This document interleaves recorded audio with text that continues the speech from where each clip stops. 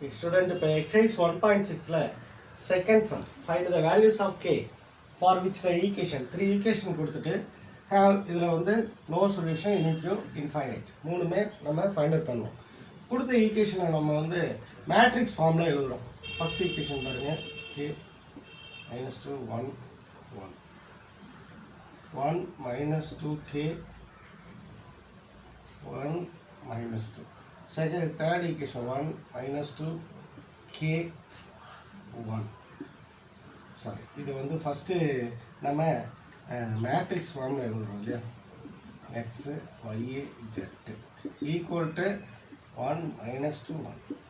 இதுதான் வந்து matrix form ax equal to b. இப்போ தான் நம்ம ஆக்மெண்டட் மேட்ரிக்ஸ்னால் தெரியும், ஏவியும் பியும் சேர்த்து எழுதுகிறோம். 1 minus 2 1 minus 2 k 1. இதுதான் வந்து ஆக்மெண்டட் மேட்ரிக்ஸ். இப்போ இதில் கே ஃபஸ்ட் எலமெண்ட் வரக்கூடாது, ஒன்று வரணும். அப்போ R1ஐயும் R1 R3 ரெண்டையும் வந்து இன்டர்சேஞ்ச் பண்ணிட்டோம்னா 1 minus 2 k 1 1 minus 2 k minus 2. இந்த R3 அதாவது R1 R3 எழுதுகிறோம். இதுதான் வந்து R1 R3 இன்டர்சேஞ்ச். இப்போ பாருங்க, இதிலிருந்து இதை மைனஸ் பண்ணலாம், இதிலிருந்து இதை மைனஸ் பண்ணலாம். இது ரெண்டையும் ஜீரோ பண்ணணும் இல்லையா? இப்போ எப்படி ஜீரோ பண்ணுறது? R2 implies R2 minus R1. R3 implies R3 minus k R1. இப்படி எழுதிட்டா போதுமா? இதை அப்படியே அப்ளை பண்ணுங்க கண்டிஷனில். இதை அப்படியே மைனஸ் பண்ணுறோம். R1 no change. R2லேருந்து R1 minus பண்ணோம் 0. இதிலிருந்து இதை மைனஸ் பண்ணிங்கன்னா 2 minus 2k. இதிலிருந்து இதை மைனஸ் பண்ணிங்கன்னா 1 minus k. இதிலிருந்து இதை மைனஸ் பண்ணிங்கன்னா -3.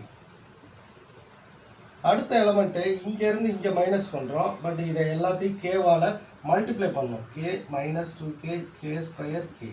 இப்போ பாருங்கள், k மைனஸ் k இங்கே 0 -2 + 2k. அப்போ -2 + 2k. அடுத்து இதிலிருந்து 1 minus k square 1 minus k. இந்த மாதிரி நமக்கு கிடைக்கும். ஓகே, அடுத்த ஸ்டெப்பில் பார்த்தீங்கன்னா இதை 0 பண்ணணும். அப்போ என்ன செய்யலாம்? R3 implies R3 + R2 ரெண்டையும் ஆட் பண்ணிங்கன்னா 1 minus 2 k 1 0 2 minus 2k 1 minus k -3. அடுத்து 0 இதை ஆட் பண்ணிங்கன்னா பரவாயில்ல, கேன்சல் ஆகிட்டு 0 ஆகிடும். இதை ஆட் பண்ணுங்க 2 minus k ஸ்கொயர். இந்த மாதிரி ஒரு ஈக்குவேஷன் கிடைக்கும். இதை ஆட் பண்ணிங்கன்னா -2 minus k. இப்போ 2 + k. இதுதாங்க அடுத்த ஈக்குவேஷன். இந்த மாதிரி கிடைக்குது.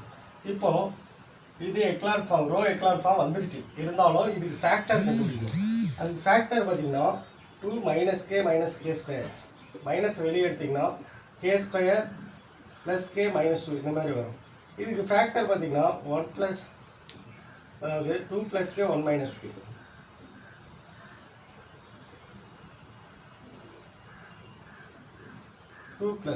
இதனோட ஃபேக்டர் பார்த்தீங்கன்னா இந்த மாதிரி உங்களுக்கு கிடைக்கும். இதுக்கு ஃபேக்டர் எடுத்துக்கோங்க இந்த மாதிரி.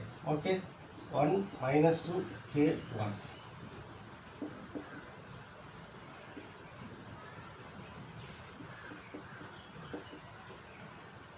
ஜீரோ இதனோட ஃபேக்டர் என்ன கண்டுபிடிச்சிங்க? இதனோட factor 1 minus k into 2 + k. இது அப்படியே இருக்கு.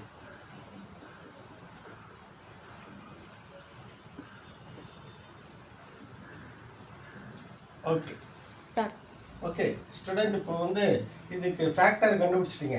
இதை யூஸ் பண்ணி தான் நம்ம சொல்யூஷனை ஃபைண்ட் அவுட் பண்ண போகிறோம். கேஸ் 1 ஃபர்ஸ்ட் கேஸ் 1 பார்த்தீங்கன்னா k வந்து இஃப் k ஈக்குவல் டு 1. ஏன்னா இப்போ ஃபர்ஸ்ட்டு இதில் k 1ன்னு எடுத்துக்கலாம். 1 minus k 0னா k 1, 2 + k னா k ஈக்குவல் டு -2. அடுத்து ரெண்டுமே நாட் ஈக்குவல். இது ஈக்குவல், இதுவும் ஈக்குவல்னு எடுத்துக்கிட்டு அடுத்து ரெண்டு நாட் ஈக்குவல்னு அப்ளை பண்ணுறோம். ஃபர்ஸ்ட் K1 அப்படின்னு சொல்லிட்டு நம்ம இதில் சப்ஸ்டிட் பண்ணலாம். K1 கொடுத்தீங்கன்னா ரேங்க் என்னன்னு பார்க்கணும். ரோ ஆஃப் ஏ இங்கே 1 கொடுத்தீங்கன்னா 0, இங்கே 1 கொடுத்தா 0, இதுக்கும் 0. அப்போ ஏ ஃபுல்லாக 0 ஆகிடுது. ஃபஸ்ட்டு ரோ மட்டும்தான் இருக்குது.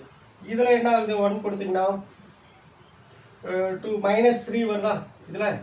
அப்போ பார்த்தீங்கன்னா ஏ வரைக்கும் பார்த்தீங்கன்னா ரேங்க்கு 1 பாருங்க.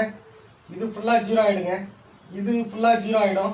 இதை விட்டுருங்க, இது 0, இதுவும் 0. அப்போ எத்தனை ரோ இருக்கு? Number of non zero rows 1. அதே போல் row of A comma B பார்க்கணும். இப்போ ஏ கமா பினா ஃபுல்லாக எடுத்துக்கங்க. இப்போ கேவுக்கு 1 கொடுத்தீங்கன்னா இந்த இடத்துல ஒரு நம்பர் வரும், -3ன்னு கிடைக்கும்.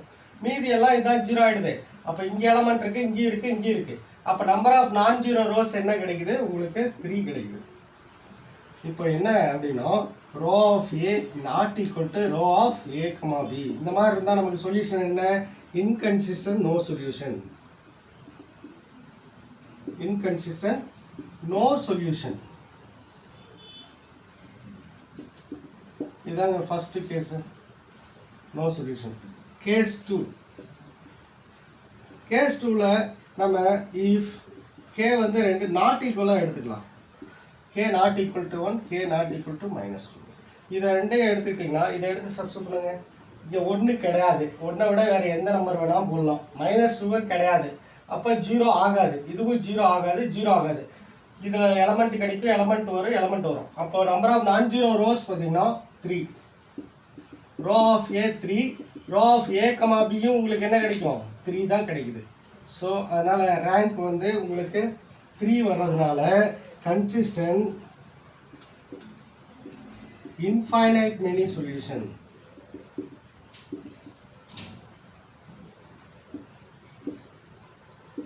Okay, case 3. அதாவது இங்கே யூனிக்யூ கேட்டிருக்காங்க. ரெண்டாவது ஸ்டெப்பு 3 வரும்போது வெரி சாரி, அதாவது கன்சிஸ்டன்ட் அண்டு ரேங்க் வந்து என்ன ஆகுன்னா 3ஆக இருந்தால் யூனிக்யூ சொல்யூஷன்ஸ். இதே கேஸ் 3 பாருங்க. If k not equal to -2, k not equal to -2, k not equal to 1 அந்த மாதிரி எடுத்துக்கிட்டிங்கன்னா இப்போ 2 k not equal to k equal to -2, k equal to -2 கொடுத்தீங்கன்னா இந்த இடம் என்ன ஆகும்?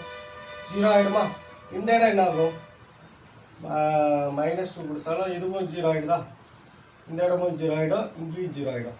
அடுத்து இங்கே வேல்யூ வரும் இல்லையா? -2 கொடுத்தீங்கன்னா வேல்யூ கிடைக்கும். அப்போ தேர்ட் ரோ ஃபுல்லாகவே 0 ஆகிடுது. அப்போ தேர்ட் ரோ 0 ஆச்சுன்னா ரோ ஆஃப் ஏ என்ன கிடைக்குது? 2. ரோ ஆஃப் ஏ கமா பியும் 2. அப்போ ரேங்க்கு லெஸ் தேன் 3 வந்தாவே கன்சிஸ்டன்ட் இன்ஃபைனைட் மெனி சொல்யூஷன். ஓகேவா? இதாங்க ஆன்சரு. ஃபர்ஸ்ட் கேஸில் நோ சொல்யூஷன், செகண்ட் கேஸில் யூனிக்யூ சொல்யூஷன், தேர்ட் கேஸில் இன்ஃபைனைட் மெனி சொல்யூஷன். ஏன் அப்படின்னா இதில் ரேங்க் வந்து 2 வித்தியாசமாக இருக்குது, அதனால் நோ. இதுக்கு ரேங்க் 3 வர்றதுனால யூனிக்யூ, ரேங்க் 2 வந்தால் இன்ஃபைனைட். தேங்க்யூ.